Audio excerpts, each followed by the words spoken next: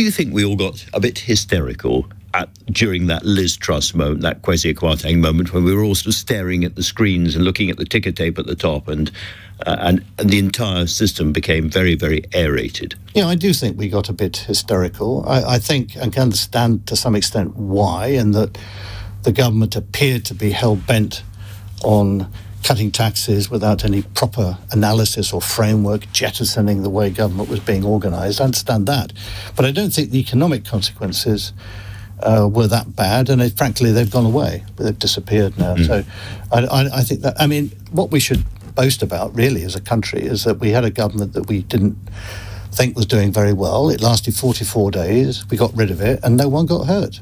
No one got hurt, and we've got a government that's clearly more, not overall popular, but a lot more popular than the last. Just really interested in the fact that we've got a Prime Minister with 5 targets or 5 promises to the country. Number 1 is to halve inflation this year, and number 2 is to avoid a recession. And I'm beginning to wonder whether those 2 things are now compatible.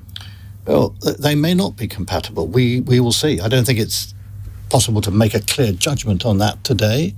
The stickier that inflation seems to be, in having taken account of food and energy price inflation, once you take that out, has the residual level of inflation proved sticky? Yeah. If it has, then central banks will have to take tougher action to bring inflation back down.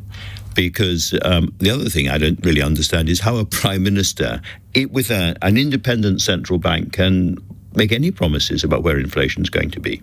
Well, that's a good point, and I think it's probably not wise to do so. I mean, if you think that the high energy and food prices of last year are going to drop out of the measure of inflation, it's convenient to... That's sort of out of your control, in a sense. That's something that happens. It's something that happens, but if you are confident it will happen, it's not a bad thing to claim credit for when it's actually got nothing to do with you at all. I think the real problem that we've seen is that politicians seem to think that increasing growth is something that we should aim to do over 18 months or 2 years, and that doesn't make any sense.